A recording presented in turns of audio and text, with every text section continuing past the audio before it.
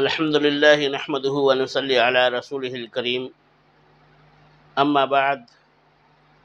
میرے محترم بزرگ دوستو، میں نے کل کی ویڈیو میں والدین کے فرما برداری کا صلہ کیا ملتا ہے اس کے متعلق میں نے بات کی تھی۔ آج بھی میرے ویڈیو جو ہے والدین کے متعلق ہی ہے۔ جس کے ماں باپ دنیا کے اندر زندہ ہیں ان کو ان کی قدر معلوم نہیں ہوتی۔ نبی کریم صلی اللہ علیہ وسلم کے بارے میں آپ کو معلوم ہے کہ آپ صلی اللہ علیہ وسلم جب دنیا میں تشریف لائے تو آپ صلی اللہ علیہ وسلم یتیم تھے۔ جب آپ صلی اللہ علیہ وسلم ماں کے پیٹ میں 2 مہینے کے تھے، ماں کے پیٹ میں آئے ہوئے آپ صلی اللہ علیہ وسلم کو 2 مہینہ ہوا تھا، تو آپ صلی اللہ علیہ وسلم کے والد محترم عبداللہ کا انتقال ہو گیا تھا۔ اور جب آپ صلی اللہ علیہ وسلم سے 6 سال کی عمر کو پہنچے تو آپ صلی اللہ علیہ وسلم کے والدہ کا انتقال ہو گیا۔ 6 سال کی عمر اور نبی کریم صلی اللہ علیہ وسلم کے والدہ کا انتقال ہو جانا، اور جس مقام پر نبی کریم صلی اللہ علیہ وسلم کی والدہ کا انتقال ہوا وہ مقام کون سا ہے؟ ابوا مقام ہے۔ وہ جہاں پر دفن ہے حضرت آمنہ، وہ جگہ جو یہ ہمارا چھت ہوتا ہے 10-15 فٹ اونچائی پر ایک پہاڑی ہے، اور 10x10 یا 12x12 کا وہ پہاڑ ہوگا، چھوٹا سا ایک ٹیلہ ہے، اس میں دفن کیا گیا ہے ان کو۔ نبی کریم صلی اللہ علیہ وسلم کی والدہ وہاں پر انتقال ہو جاتی ہیں، آپ صلی اللہ علیہ وسلم کو لے کر کے ایمن نکل جاتی ہیں، وہاں سے نیچے اترتی ہیں، تو نبی کریم صلی اللہ علیہ وسلم پھر دوڑ کر کے پھر اوپر چڑھ جاتے ہیں اور جا کر قبر کے اوپر لیٹ جاتے ہیں، اور قبر کو پکڑ کر کے رونے لگتے ہیں کہ اے میری ماں مجھے کہاں چھوڑ کر چلی گئی۔ 6 سال کے بچے کو ان کے دل و دماغ کے اندر کیا گزر رہی ہوگی؟ نہ کوئی وہاں انسان تھا، نہ کوئی جانور، نہ کوئی پرند، نہ کوئی چرند۔ اس بیابان جنگل میں، اس وادی میں آپ صلی اللہ علیہ وسلم کی حالت کیا ہوئی ہوگی؟ ایک 6 سال کے بچے کے دل و دماغ کے اندر کیا گزر رہی ہوگی؟ اگر آپ صلی اللہ علیہ وسلم کی والدہ کا انتقال مکے میں ہوتا، 3 دن کے بعد حضرت آمنہ کا انتقال ہوتا، تو آپ مکے کو آ جاتی، اور وہاں تسلی دینے والے ان کے چاچے تھے، ان کے دادا تھا، ان کا دادا اور ان کے پھوپھی اور رشتہ دار سب موجود تھے وہاں۔ وہ سارے کے سارے آپ صلی اللہ علیہ وسلم کو تسلی دیتے، آپ کو سینے سے لگاتے، لیکن جہاں انتقال ہوئے وہ جگہ ہے مقام ابوا، وہ بالکل بیابان، وہاں کوئی آتا جاتا بھی نہیں ہے۔ آپ صلی اللہ علیہ وسلم کو اللہ تبارک و تعالیٰ نے اس جگہ ان کے والدہ کا انتقال ہوا، وہاں سے 3 دن کے سفر کر کے ایمن واپس آئیں، مکے کو آئیں، اور آپ صلی اللہ علیہ وسلم جب دوبارہ اس جگہ پہنچے، کب؟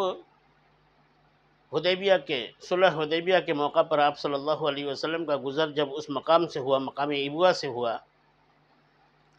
تو نبی کریم صلی اللہ علیہ وسلم اکڑو بیٹھ کر کے، اکڑو جس طرح سے بیٹھتے ہیں پاؤں میں ویسا رکھ کر کے، اور سر اس طرح سے رکھ کر کے، نبی کریم صلی اللہ علیہ وسلم اتنا روئے، گھنٹوں آپ صلی اللہ علیہ وسلم روتے رہے۔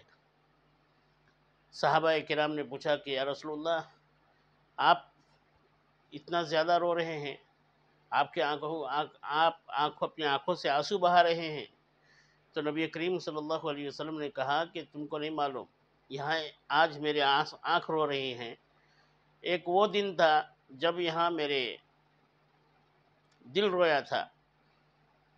تو میرے محترم بزرگ دوستو، نبی کریم صلی اللہ علیہ وسلم جو ہیں فرماتے ہیں کہ میری والدہ زندہ ہوتی اور میں عشاء کی نماز پڑھ رہا ہوتا، اور میں نیت باندھ کر کے عشاء کی نماز کی نیت باندھ کر کے نماز پڑھ رہا ہوتا، اور سورہ فاتحہ میں شروع کر دیا ہوتا اور میری والدہ آ کر کے آواز دیتی کہ محمد، تو میں نماز توڑ کر کے والدہ کو جواب دیتا اور کہتا کہ لبیک، میں حاضر ہوں، آپ کی خدمت کرنے کے لیے حاضر ہوں۔ یعنی وہ بتانا چاہتے ہیں کہ میں اپنے والدین کی اس طرح خدمت کرتا کہ ہر وقت ان کی بات کو سننے کے لیے میں تیار ہوتا۔ آج کل کے بچے کیا کر رہے ہیں؟ اپنے ماں باپ کی فرما برداری نہیں کرتے۔ آپ 10 بار آواز دیتے رہو، آپ کی بات کو نہیں سنیں گے۔ نبی کریم صلی اللہ علیہ وسلم نماز توڑ کر کے جانے کے لیے تیار ہیں۔ ماں باپ کی عزت اور عظمت بیان کرنا چاہ رہے ہیں یہاں پر کہ نماز تو بعد میں پڑھ سکتے ہیں، لیکن ماں باپ جس وقت آپ کو بلائیں، آواز دیں، اس وقت فوراً آپ جانے کی کوشش کریں اور ان کی بات کو سنیں آپ۔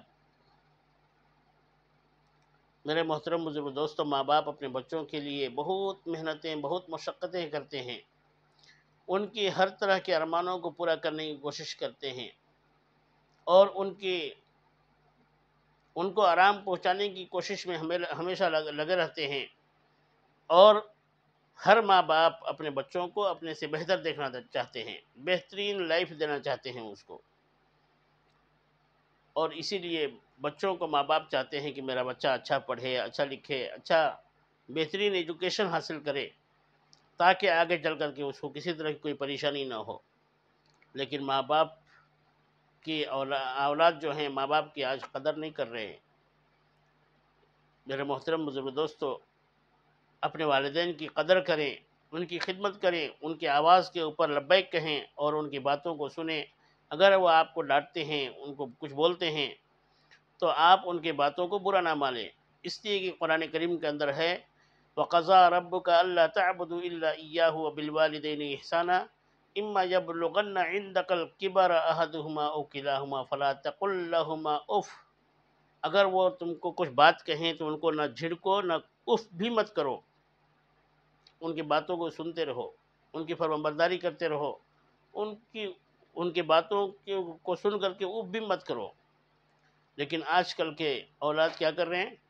ماں باپ کی باتوں کو سن تو رہے ہیں، لیکن الٹا اس کو جواب بھی دے رہے ہیں، مار بھی رہے ہیں، گالیاں بھی دے رہے ہیں، ان کو جھڑک رہے ہیں، ان کو نادان اور بیوقوف بتا رہے ہیں کہ اس کو کچھ بھی سمجھ میں نہیں آتی۔ ماں باپ چاہے جاہل کی ہی کیوں نہ ہوں، وہ آپ کے ماں باپ ہیں، آپ ان کی قدر کریں۔ ان کے پاؤں کے نیچے، ماں کے قدموں کے نیچے جنت ہے، اسی جاہل ماں کی قدموں کے نیچے آپ کی جنت چھپی ہوئی ہے، اور باپ جنت کا دروازہ ہے، چاہے وہ ان پڑھ اور جاہل اور گنوار ہی کیوں نہ ہو، وہ آپ کی جنت ہیں۔ آپ ان کی قدر کرنے کی کوشش کریں۔ آپ پڑھ لکھ کر کے ڈاکٹر بن گئے، انجینئر بن گئے، عالم حافظ بن گئے، مفتی بن گئے اور لاکھوں آپ کماتے ہیں، میرے محترم بزرگ دوستو، پھر بھی آپ انہی کی اولاد کہلائیں گے، اس لیے ان کی آپ قدر کریں۔ جتنی زیادہ آپ قدر کر لیں گے، آپ کا جنت میں جانا اتنا ہی آسان ہو جائے گا۔ اللہ تبارک و تعالی ہم تمام لوگوں کو ان باتوں کے اوپر عمل کرنے کی توفیق عطا فرمائے۔ آمین۔ وآخر دعوانا الحمدللہ رب العالمین۔